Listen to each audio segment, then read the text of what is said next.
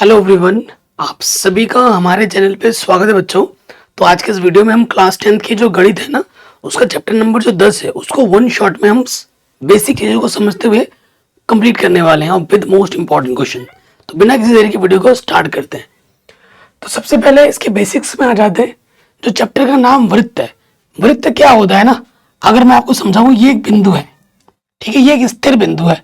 इस बिंदु को हम केंद्र मान लेते हैं, ठीक है, इस बिंदु को हम केंद्र मान लेते हैं और हमारे पास बहुत सारे बिंदु हैं, ठीक है, बहुत सारे बिंदु हैं। जैसे मैं अगर आपको बिंदु दिखाऊं तो ये सारे बिंदु हैं। ये जितने भी बिंदु हैं, इन बिंदुओं को हमने मिलाकर जो आकृति हमें मिली है उसे हम वृत्त कहते हैं। और ये जो बिंदु है ना, इस केंद्र से, जैसे इस बिंदु की जो दूरी है, ठीक है, इस बिंदु की जो दूरी है या इस बिंदु की जो दूरी है वो सब समान रहती है। इसी वजह से इसको वृत्त कहा जाता है। ये जितने भी बिंदुओं को हमने मिलाया है, ठीक है, इस हर एक बिंदु की अगर इस केंद्र से दूरी निकालोगे वो बराबर होगी। इसीलिए इस आकृति को क्या कहा जाता है? वृत्त कहा जाता है। वृत्त की कोई मोटाई चौड़ाई नहीं होती है, ठीक है, ये ध्यान रखना। वृत्त है और इसे त्रिज्या कहा जाता है। बेसिक चीजें आप जानते ही हो। त्रिज्या क्या होती है? ये वाला जो है ना आकृति, वृत्त हुआ, लेकिन अगर इसकी बाउंड्री की बात की जाए तो इसे कहते हैं परिधि। इसे क्या कहते हैं? परिधि। ठीक, तो त्रिज्या क्या होती है? केंद्र से परिधि तक की दूरी को हम त्रिज्या कहते हैं और इसको हम आर से व्यक्त करते हैं, ठीक है। और एक चित्र बना दे। ये हमारा केंद्र हुआ, ये तो त्रिज्या हो गई। फिर परिधि से परिधि को मिलाए और केंद्र से होता हुआ जाए, उसे हम क्या कहते हैं? ये हमारा क्या हुआ? व्यास। व्यास को डायमीटर कहते हैं अंग्रेजी में। और देखो यहां से लेकर यहां तक क्या है? यहां से लेकर यहां तक त्रिज्या, ठीक है, यहां से लेकर यहां तक त्रिज्या, आर प्लस आर, तो ये क्या हो जाएगा? 2r। तो व्यास और त्रिज्या में क्या संबंध होता है? जो व्यास होता है वो त्रिज्या का दुगना होता है, या फिर जो त्रिज्या होती है वो व्यास की आधी होती है, ये भी हम जानते हैं। और एक चीज क्या होती है? परिधि से परिधि को मिलाए और केंद्र से होता हुआ ना जाए, उसे हम क्या कहते हैं? जीवा कहते हैं। उसे हम क्या कहते हैं? जीवा। जीवा को अंग्रेजी में कहा जाता है कोड, ठीक है, ये चीज हम जानते हैं। और कोई चीज, जो परिधि का सूत्र होता है, वृत्त की परिधि का जो सूत्र होता है वो होता है 2πr। और वृत्त का जो क्षेत्रफल होता है उसका सूत्र क्या होता है? πr²। ये बेसिक सी चीजें हैं जो हमें पहले से ही मालूम है छोटी कक्षाओं से, ठीक है। चलिए अब हम आ जाते हैं आगे। अब वृत्त चैप्टर को अगर आपको सीखना है, प्रश्नों को हल करना है, तो दो प्रमेय आपको आने चाहिए और इन्हीं प्रमेय की मदद से ही हर एक क्वेश्चन को हम सॉल्व कर सकते हैं। इन प्रमेय को मैंने सिद्ध भी करा रखा है अलग से वीडियो बनाकर, जिसकी मैं लिंक्स डाल दूंगा डिस्क्रिप्शन में, जाके देख सकते हैं, ठीक है। अब देखो क्वेश्चन प्रमेय 10 में क्या कहती है? अगर आपके पास कोई वृत्त है, मैं पढ़ भी नहीं रहा हूं यहाँ पर क्या लिखा हुआ है, मैं आपको आसान शब्दों में समझा रहा हूं। हमारे पास एक वृत्त है, ये वृत्त का केंद्र है, ठीक। तो आप जानते हैं स्पर्श रेखा क्या होती है? ये इसकी स्पर्श रेखा वृत्त की, ठीक। वृत्त की स्पर्श रेखा क्या होती है? जो वृत्त को एक बिंदु पर स्पर्श करते हुए जाती है, ठीक है। अगर देखो ये जो रेखा है ना, इसे हम क्या कहते हैं? स्पर्श रेखा। इसे हम क्या कहते हैं? स्पर्श रेखा। और ये एक बिंदु पर टच कर रही है, इस बिंदु का नाम P दे दिया। और ये जो P बिंदु है इसे हम कहते हैं स्पर्श बिंदु, ठीक है, इसे हम क्या कहते हैं? स्पर्श बिंदु। तो क्या होता है, अगर कोई स्पर्श रेखा गई है, वृत्त को एक बिंदु पर टच करते हुए गई है, ठीक है, तो ये जो स्पर्श बिंदु है ना, ये वृत्त का और स्पर्श रेखा का उभयनिष्ठ बिंदु होता है। तो प्रमेय 10 ने क्या कह दी? अगर जो स्पर्श रेखा है और जो त्रिज्या होती है उस बिंदु पर जो त्रिज्या होती है वो आपस में क्या होती है?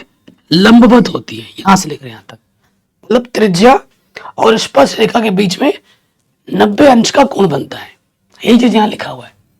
वृत्त के किसी बिंदु पर स्पर्श रेखा स्पर्श बिंदु से जाने वाली त्रिज्या पर लंब होती है। समझ गए? इसका प्रूफ भी मैंने करा रखा है, जिसके लिंक्स मिल जाएंगे डिस्क्रिप्शन में, वीडियो के एंड पे जाके आप देख सकते हैं, सीख सकते हैं। अब हम बात करेंगे प्रमेय 10.2 ये एक प्रमेय क्या कहती है, देखो ये प्रमेय क्या कहती है, अगर आपके पास एक वृत्त है, ये हमारे पास एक वृत्त है, ये वृत्त का केंद्र है O, ठीक है, हमारे पास एक बिंदु है P, बाह्य बिंदु P ले लिया और P से मैंने दो स्पर्श रेखा खींच दी, एक यहां एक यहां, इस वाले बिंदु का नाम A दिया और इस वाले बिंदु का नाम B दिया। तो प्रमेय क्या कहती है कि वृत्त पर किसी बाह्य बिंदु से खींची गई स्पर्श रेखाओं की जो लंबाई होती है, ये वाली लंबाई और ये वाली लंबाई आपस में बराबर होती है, ठीक है। इसका मैंने प्रूफ भी आराम से करा रखा है, लिंक्स मिल जाएगी आपको डिस्क्रिप्शन पे। प्रूफ आपको आना चाहिए, क्या पता प्रमेय का प्रूफ आपसे बोर्ड एग्जाम में आ जाए सिद्ध करने के लिए, ठीक है, तो जरूर देख लेना, मोस्ट इंपॉर्टेंट है। अगर ये दो थ्योरम और ये जो प्रमेय है आपको आ गए हैं, समझ में आ गए, तो मैं आपको गारंटी के साथ कहता हूं आपसे हर एक क्वेश्चन आराम से हो जाएगा। कैसे, चलिए देखते हैं। रिकॉर्ड हो रहा है ना, ठीक है, चलिए आगे बढ़ते हैं। हमसे ये क्वेश्चन पूछ रहा है एक वृत्त की कितनी स्पर्श रेखाएं हो सकती हैं। देखो वृत्त कितना ही बड़ा और कितना ही छोटा क्यों ना हो वृत्त की बहुत सारी स्पर्श रेखाएं हम बना सकते हैं। जैसे देखो 1 2 3 4 5 6 ऐसे कई सारे बन सकते हैं, ठीक है, क्योंकि वृत्त कितना ही बड़ा क्यों ना बन सकता है। तो वृत्त की इसका जो उत्तर हो जाएगा, कितनी स्पर्श रेखाएं बन सकती है एक वृत्त में, आप लिखोगे अनंत, ठीक है, एक वृत्त पर अनंत स्पर्श रेखाएं बन सकती हैं, ठीक है जी। आगे बढ़ते हैं, अगले प्रश्न में आ जाओ। हमसे क्या बोल रहे हैं, किसी वृत्त की स्पर्श रेखा उसे कितने बिंदुओं पर प्रतिच्छेद करती है। देखो ये हमारा वृत्त है, ठीक है, ये हमारी स्पर्श रेखा है, कितने बिंदुओं पर प्रतिच्छेद करती है, सिर्फ एक बिंदु पर, तो यहां लिखेंगे 1। वृत्त को दो बिंदुओं पर प्रतिच्छेद करने वाली रेखा को हम क्या कहते हैं। देखो ये हमारा वृत्त है, ठीक है, और ये रेखा गई, तो ये दो बिंदुओं पर प्रतिच्छेद कर रही है, इस रेखा को हम क्या पता है क्या बोलते हैं, इस रेखा को बोलते हैं छेदक रेखा। क्या बोलते हैं, छेदक रेखा, छेद करती हुई चली गई यहां पर और यहां पर, इस बिंदु को ए बोलो, इस बिंदु को बी बोलो, दो बिंदुओं पर छेद करती हुई चली गई, तो इसे कहा जाता है छेदक रेखा, ठीक। एक वृत्त की कितनी समांतर स्पर्श रेखाएं हो सकती हैं, ये हमारा एक वृत्त है, ठीक है, एक रेखा इधर से जाएगी, एक रेखा इधर से जाएगी, तो एक वृत्त की कितनी समांतर रेखा हो सकती हैं, 2। वृत्त तथा उसकी स्पर्श रेखा के उभयनिष्ठ बिंदु को क्या कहते हैं, स्पर्श बिंदु। अभी मैंने आपको बताया था कि वृत्त और स्पर्श रेखा के उभयनिष्ठ बिंदु को हम क्या कहते हैं, स्पर्श बिंदु कहते हैं, पॉइंट ऑफ कांटेक्ट अंग्रेजी में बोलते हैं इसको। तो ये चीज हमें आराम से पता चल गई, और यहां से क्वेश्चन आपके ऑब्जेक्टिव नंबर में आ सकते हैं। सो देखो गाइस, नेक्स्ट क्वेश्चन क्या बोल रहा है, 5 सेंटीमीटर त्रिज्या वाले एक वृत्त के बिंदु P पर स्पर्श रेखा, देखो स्पर्श रेखा पी क्यू केंद्र O से जाने वाली, तो वृत्त हमने बना लिया पहले ही, और यहां हमारा केंद्र O है, ठीक है, केंद्र का नाम क्या दे रखा है, O दे रखा है। O से जाने वाली एक रेखा से बिंदु Q पर इस प्रकार मिलता है कि हमारा OQ आ रहा है, ठीक है, इस प्रकार मिलता है। त्रिज्या कितनी बोल रखी है, 5 सेंटीमीटर हमने त्रिज्या है, तो हमें PQ की लंबाई बतानी है, और स्पर्श रेखा हमारे क्या है, PQ है, तो यहाँ पर बिंदु P होगा और यहाँ पर Q होगा, ये हमारी स्पर्श रेखा है। और OQ हमें कितना बोल रखा है, OQ बोल रखा है हमारे पास 12, ये 12 सेंटीमीटर है, तो हमसे क्या बोल रहा है, PQ, ये जो PQ रेखा है इसकी हमें लंबाई निकालनी है, ठीक है। तो मैं क्या करता हूं, आपको पता है त्रिज्या और स्पर्श रेखा के बीच में 90 अंश का कोण बनता है, तो मैं डिटेल में करा रहा हूं। तो यहाँ लिखेंगे प्रमेय 10.1 से, ठीक, क्या जानते हो 10.1 से कि जो कोण P होगा वो 90 डिग्री का होगा, ठीक। अगर P कोण 90 है तो त्रिभुज O P Q में पाइथागोरस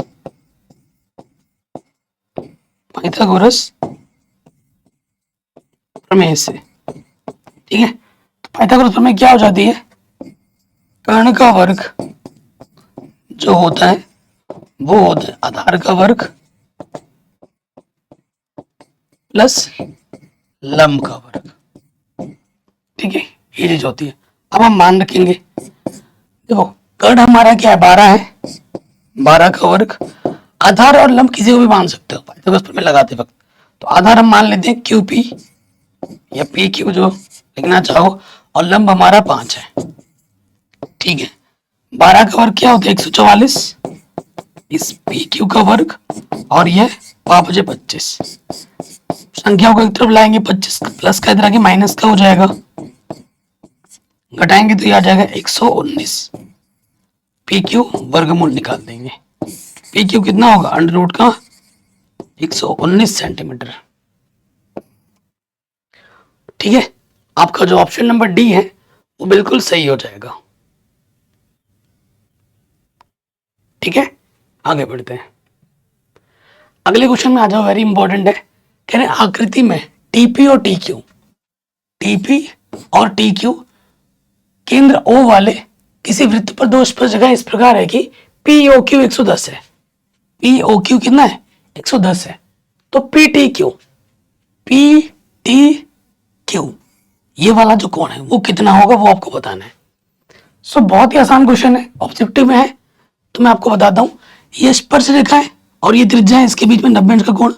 ये स्पर्श रेखा है और ये त्रिज्या है, इसके बीच में 90 अंश का कोण बनेगा। ठीक, तो यहां लिखेंगे में 10.1 से क्या है कि जो कोण P है और जो कोण Q है वो दोनों के दोनों 90 डिग्री के हैं, 90 अंश के कोण है। जहां पर इसका प्रयोग कर पाओ कर लेंगे। हमें ये वाला कोण निकाला T, तो ये क्या है एक चतुर्भुज है, और चतुर्भुज के चारों कोणों का मान कितना होता है 360। तो लिखेंगे चूंकि P T Q O एक चतुर्भुज है,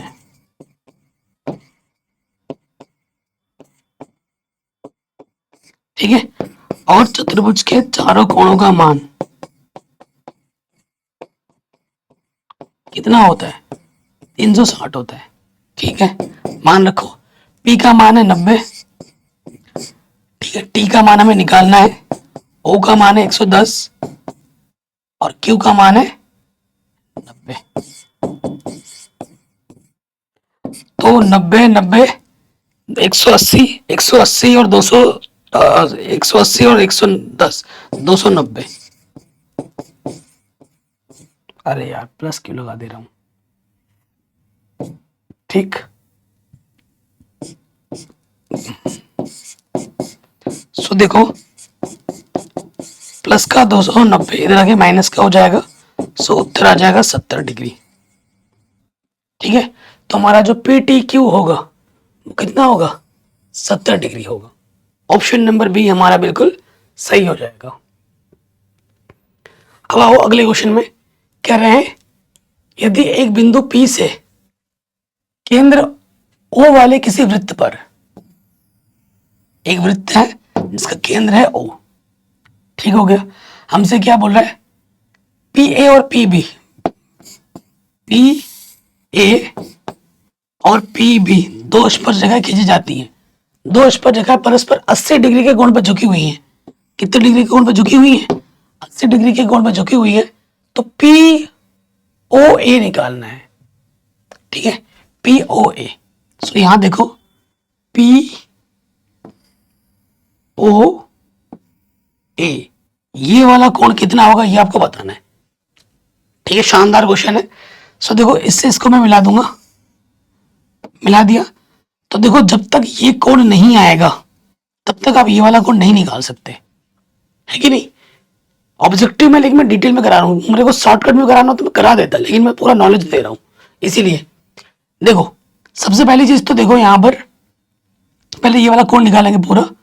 आपको पता है यहाँ 90 अंश का कोण बनेगा, यहाँ 90 अंश का कोण बनेगा प्रमेय 10.1 के अनुसार। तो यहाँ लिख देते हैं चूंकि प्रमेय 10.1 से कोण A प्लस कोण B दोनों के दोनों 90 डिग्री हैं, ऐसा भी किया। उसके बाद जो PAOB एक चतुर्भुज है, PAOB एक चतुर्भुज है और चतुर्भुज के चारों कोणों का मान कितना होता है? 360। इसलिए कोण P प्लस कोण A प्लस कोण O प्लस कोण B कितना है? 360 है। ठीक है, P का मान कितना? 80 है, A का मान 90 है, O का मान निकालना है और B का मान 90 है। इधर है 360। देखो 90 90 180, 80 और 8 80, 260 हो जाएगा। प्लस के 260 इधर के माइनस का हो जाएगा, तो कोण O हमें मिल जाएगा 100 डिग्री। ठीक है, कितना मिल जाएगा? 100 डिग्री। ये पूरा 100 डिग्री मिल गया है। अब आप देखो, आपको पता है ये वाली जो त्रिभुज है और ये वाली त्रिभुज है वो सर्वांग सम है। कैसे सर्वांग सम है? सो आप देखो, ये त्रिज्या है, ये त्रिज्या है, इनके बीच में ये उभयनिष्ठ है, साथ ही साथ ये 90 है और ये 90 है, RHS नियम से। ठीक है, ये त्रिभुज और ये त्रिभुज क्या हो जाएगा? सर्वांगसम। जब दो त्रिभुज सर्वांगसम होते हैं उनके संगत भुजा बराबर होती है, संगत कोण बराबर होते हैं। यानी कि ये वाला जो कोण जितना यहाँ पे जो होगा उतना ही कोण यहाँ होगा, तो यहाँ वाला कोण कितना होगा जो आपको निकालना है? ठीक है, इस वाले कोण को अगर x बोले तो कितना होगा? पूरे O का आधा कोण होगा।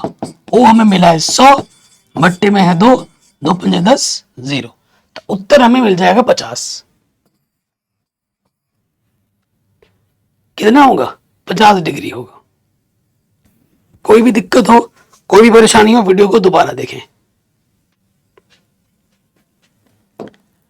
आगे बढ़ते हैं।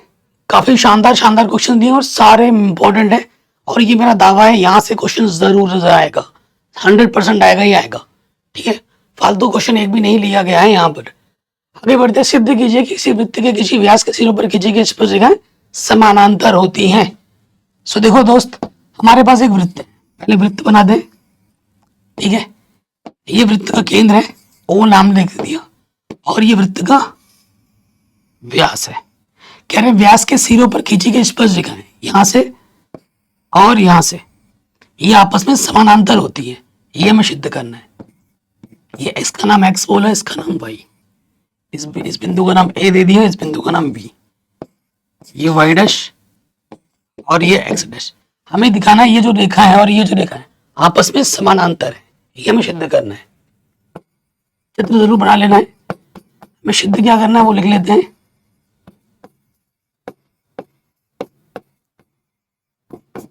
क्या सिद्ध करना है?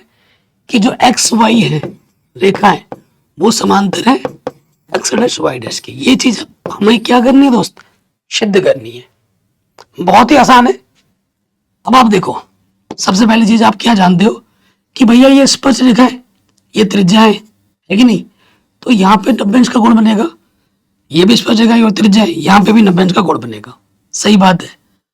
उसके बाद हम ये भी जानते हैं कि भैया यहाँ पे भी तो 90 बनेगा और यहाँ पे भी 90 बनेगा। ठीक है, तो हम क्या करते हैं वो चीज लिख लेते हैं यहाँ पर। तो मैं यहाँ लिख लेता हूं प्रमेय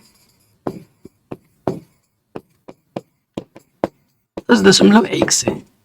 ठीक है, कोण YAO किसके बराबर होगा? कोण x डैश BO के। क्यों? क्योंकि दोनों के दोनों 90 डिग्री के हैं। उसके साथ साथ ये वाला जो कोण है XAO किसके बराबर है? Y डैश BO के, दोनों के दोनों 90 हैं।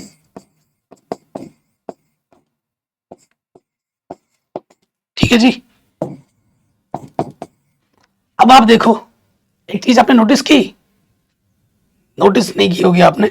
देखो ये जो कोण है इसके बराबर है और ये जो कोण है इसके बराबर है। ये कहां होता है? ये तभी होता है जब ये रेखा और ये रेखा समांतर हो, ये रेखा तिर्यक रेखा काम करेगी और एकांतर कोण बराबर होते हैं। एकांतर कोण कब बराबर होता है? एकांतर कोण तभी बराबर होते हैं जब रेखा आपस में समानांतर हो, अन्यथा कोई ऐसा केस है ही नहीं जिसमें एकांतर कोण बराबर आ जाए। ये क्या है? एकांतर कोण है। तो यहां लिखेंगे चूंकि एकांतर कोण समान है ठीक है। यह तभी संभव है जब, ये तभी संभव है जब ये जो रेखा है एक्स वाई और ये जो रेखा है एक्स डैश वाई डैश आपस में क्यों समानांतर हो। हेंस प्रूव्ड, इति सिद्धम। ठीक है जी, आराम से बन गया। कोई भी डाउट हो, कोई भी दिक्कत हो, प्रश्न को दोबारा देखें। तो कम से कम 2 बार तो देखना बनता ही है। अगला क्वेश्चन है, ये क्वेश्चन मैंने जिस साल बोर्ड एग्जाम दिया था ना, पूछा गया था। कह रहे 2 संकेंद्रीय वृत्त, संकेंद्रीय का मतलब क्या होता है, ऐसे वृत्त 2 या 2 से ज्यादा वृत्त जिनका केंद्र एक ही हो। 2 संकेंद्रीय वृत्त पहले बना लेते हैं, एक बड़ा है और एक छोटा है। ठीक है, चित्र तो आप बढ़िया करके बना लोगे। इस केंद्र का नाम मैंने ओ दे दिया दोनों का। कह रहे उनकी जो त्रिज्या 5 सेंटीमीटर और 3 सेंटीमीटर है। ये देखो, बड़े वृत्त की उस जीवा की लंबाई निकाली, ये बड़े वृत्त की उस जीवा की लंबाई निकाली जो छोटे वृत्त को स्पर्श करते हुए जाती है। इस जीवा की लंबाई निकालनी, इस जीवा की लंबाई को मैंने ए बी बोल दिया। ठीक, ये क्या है, त्रिज्या है छोटे वाले वृत्त की, और ये क्या है, बड़े वाले वृत्त की त्रिज्या है। इस त्रिज्या का मान दे रखा है 3 और इस वाले त्रिज्या का मान दे रखा है 5। अगर ये इसको मैं यहां से मिलाऊंगा तो ये भी तो वही चीज है, ये 5 है, ये 3 है। और आप जानते हैं ये त्रिज्या और स्पर्श रेखा के बीच में 90 अंश का कोण बनता है। इस वाले बिंदु को मैं अगर m बोल दूं, चूंकि जो am होगा, देखो जो चित्र इधर बन रहा है वही चित्र इधर बन रहा है, तो जो am होगा वही क्या होगा, bm होगा। ठीक, इसलिए जीवा की लंबाई क्या होगी,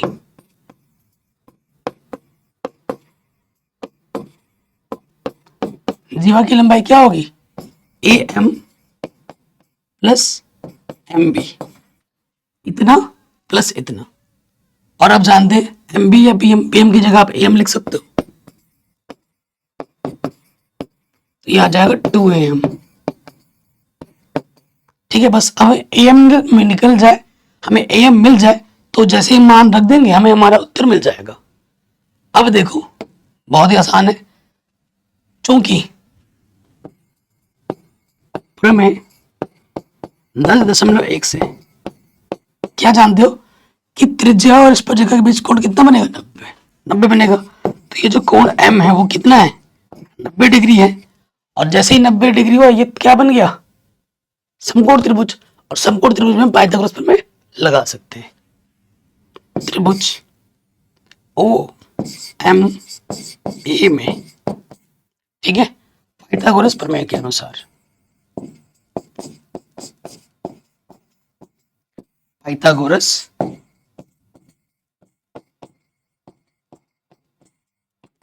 प्रमेय अनुसार, पाइथागोरस प्रमेय क्या होती है, कर्ण का जो वर्ग होता है वो होता है आधार का वर्ग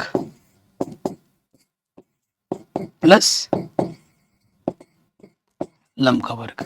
ठीक, तो कर्ण हमारा कितना है, 90 अंश के सामने वाली भुजा कर्ण होती है, कर्ण हमारा 5 है, आधार हमारा एम है और लंब हमारा 3 है। 5 का वर्ग 25,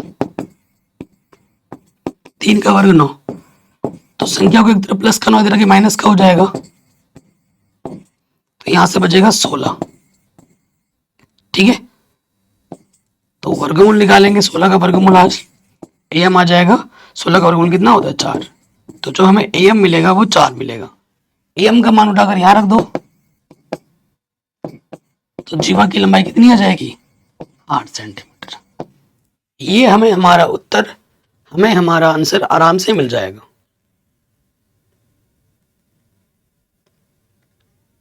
ठीक है, कोई भी डाउट हो, दिक्कत हो, परेशानी हो, आप वीडियो को दोबारा देख सकते हैं।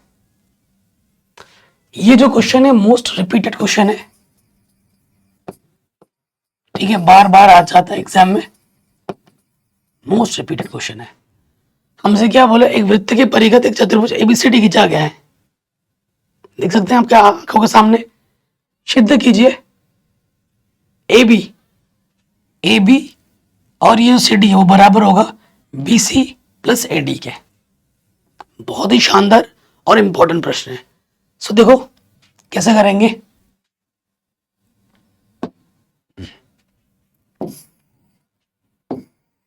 यहां आ जाओ। सबसे पहले सिद्ध के जो करना है वो लिख लेते हैं।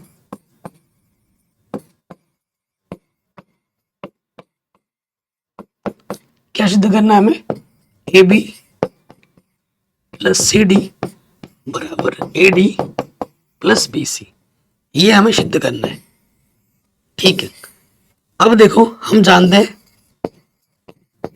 प्रमेय 10.2 से, क्या जानते हो तुम प्रमेय 10.2 से? कि किसी बाह्य बिंदु से वृत्त पर खींची गई स्पर्शरेखा की लंबाई आपस में बराबर होती है। ये बाहर वाला बिंदु है, डी आर किसके बराबर होगा? डी एस के। अलग अलग कलर से दिखाता हूं। ठीक है, उसके बाद सी आर किसके बराबर होगा? सी क्यू के। ठीक है, उसके बाद ए पी बराबर होगा ए एस के। कहां चला गया, इधर उधर भागता रहता है ये यार। और उसके साथ साथ ये जो बी पी बराबर होगा बी क्यू के। ठीक, ये चीज आप जानते हो, तो वही चीज अब हम यहां पर लिखेंगे। तो देखो हमारे पास क्या है कि भैया डी आर बराबर है डी एस के। ठीक है, ए डी आर हो गया। फिर हमारा सी आर बराबर है किसके? सी आर बराबर है सी क्यू के। ये हो गया। बी क्यू बराबर है बी पी के। देखो बी पी बराबर है किसके? बी क्यू के। और उसके साथ साथ ए पी बराबर है ए एस के। समीकरण 1 2 3 4। ठीक है जी, अब इनको क्या करना है? देखो यहाँ जोड़ का चिन्ह है ना, तो प्रश्न ही आपको बोला क्या करना है, जोड़ देना है। समीकरण 1 प्लस 2 प्लस 3 प्लस 4। ठीक है, बायां वाला बाईं तरफ जुड़ेगा, दायां वाला दाईं तरफ। जोड़ो, D R plus C R B P plus C P. ऐसे ही डी एस एक साथ रखो, D S plus A S plus C Q plus B Q. ठीक, अब आप देखो, आप खुद ही बताओगे ये चीज किसके बराबर है, ये चीज किसके बराबर है? D R plus C R, D R plus C R किसके बराबर है? सी डी के बराबर है, सी डी। उसके बाद क्या? BP plus CP. हाँ, बीपी सीपी कहां से आ गया? बीपी प्लस एपी होना चाहिए। एपी सीपी लिख दिया, वही मैं कह रहा हूं। बीपी प्लस एपी क्या हो जाएगा? ए बी के बराबर। उसके साथ साथ डीएस प्लस एएस, देखो डीएस प्लस एएस किसके बराबर है? एडी के। और C Q plus B Q, C Q plus B Q किसके बराबर है? बी सी के। तो भैया यही तो प्रूफ करना था, यही प्रूफ करना था, हेंस प्रूफ्ड। ठीक है जी, आराम से बन गया, कोई दिक्कत कोई परेशानी नहीं होगी।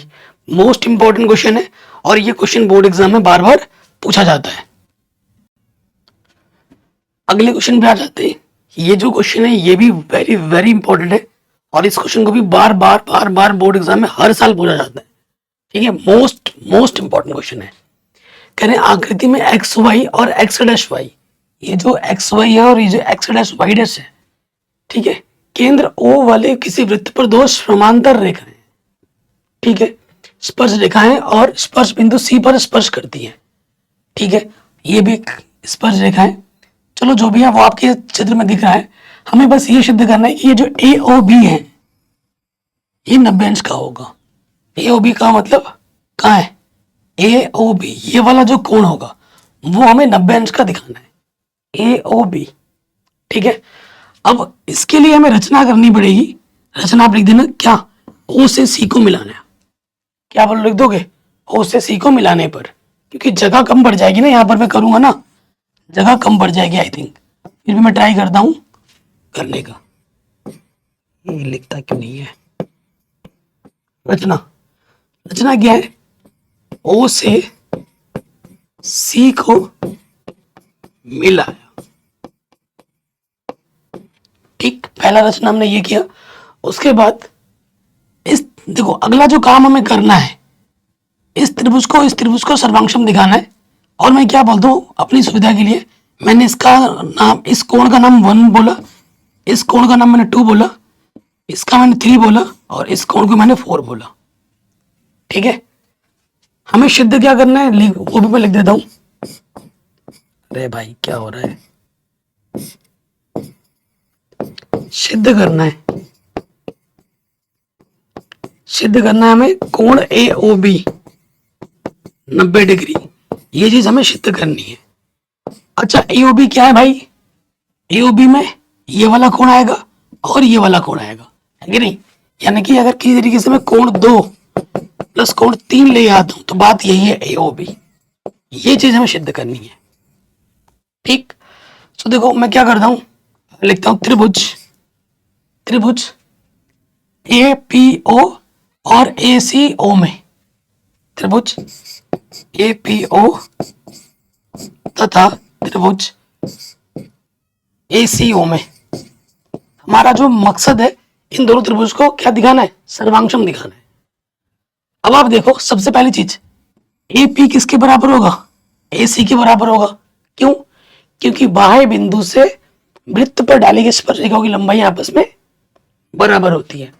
तो यहां से हमारे पास मिल जाएगा कि भैया ए पी जो होगा ना वो बराबर होगा ए सी के। क्यों? प्रमेय 10.2 से, ये हम नहीं बोल रहे, प्रमेय 10.2 बोल रहे हैं। उसके बाद भैया आप ये भी तो देखो कि इस वाले त्रिभुज में आओगे या इस वाले त्रिभुज में आओगे, ये जो ए ओ है वो दोनों में है, तो ए ओ हमारा क्या हो गया? उभयनिष्ठ। ये क्या हो गया? उभयनिष्ठ रेखा। उसके साथ साथ भैया ये भी वृत्त की त्रिज्या है और ये भी तो वृत्त की त्रिज्या है। ओपी किसके बराबर है? वो सी के बराबर है, क्योंकि दोनों की दोनों त्रिज्या है, वृत्त की त्रिज्याएं आपस में बराबर होती है। तो भैया अतः एस एस एस से ये जो त्रिभुज है, ठीक है, त्रिभुज क्या? ए पी ओ सर्वांशम हो जाएगा त्रिभुज ए सी ओ के।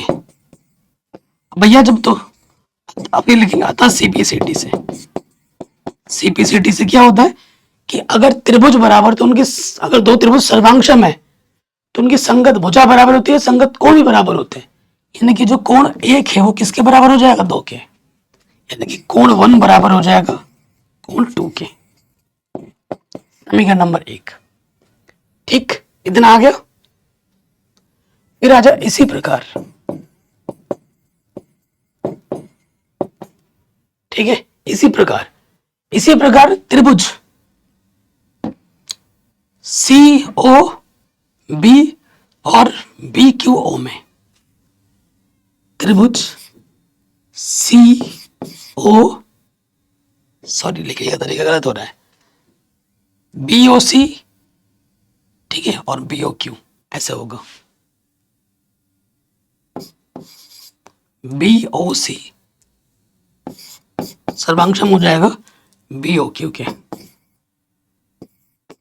ठीक है, यानी कि जो कोण 3 है वो कोण 4 के बराबर आ जाएगा। ये चीज दोबारा करके दिखाने की जरूरत नहीं है, जैसे ये सर्वांशम हुआ ना ऐसे ये भी हो जाएगा, तो इसके पूरे नंबर मिलेंगे, कोई शॉर्टकट नहीं है। ऐसा करने के बाद दोबारा मुझे यही मिलना है।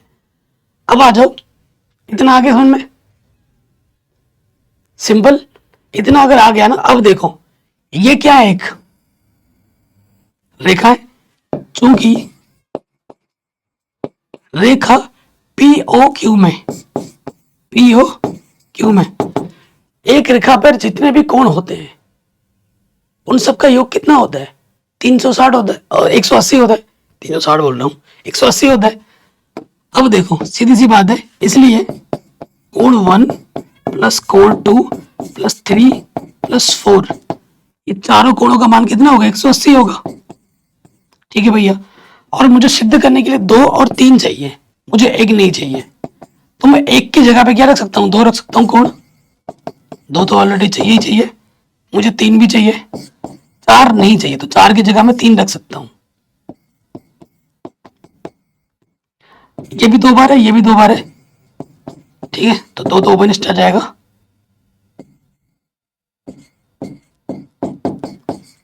ये 2 गुणे में इधर के क्या होगा, बट्टे में 2 नम 18 0, तो कोण 2 प्लस कोण 3, ये आ गया 90। और 2 + 3 का मतलब क्या है, ए ओ बी, यानी कि कोण ए ओ बी हमें मिलेगा 90, और यही हमें सिद्ध करना था।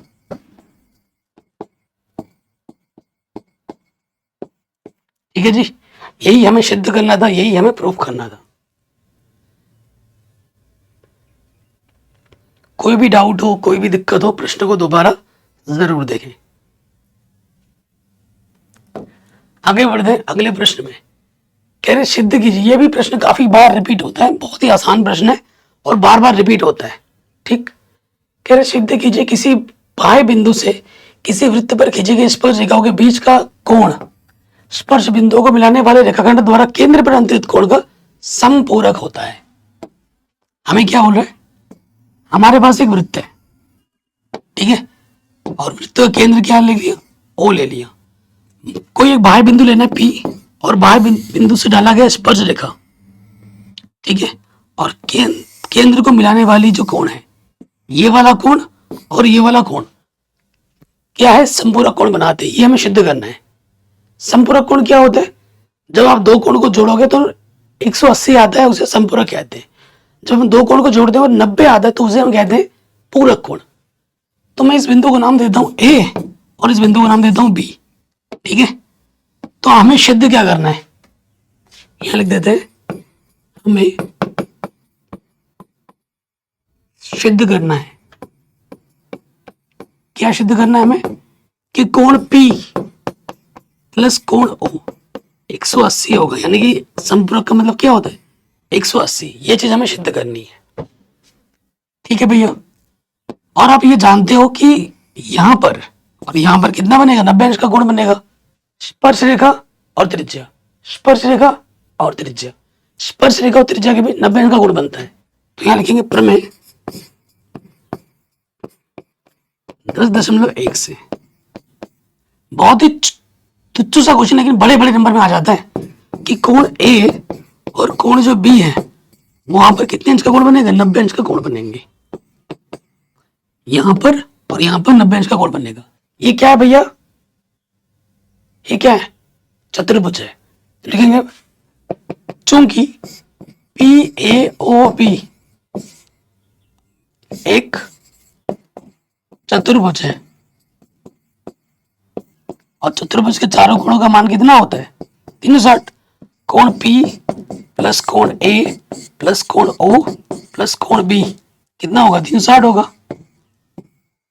तो P का मान हमें नहीं पता, A का मान 90 है, O का मान नहीं पता, B का मान 90 है। तो 90 90 कितना होता है 180। कोण P प्लस कोण O प्लस का 180 उधर आके क्या हो जाएगा, माइनस का 180।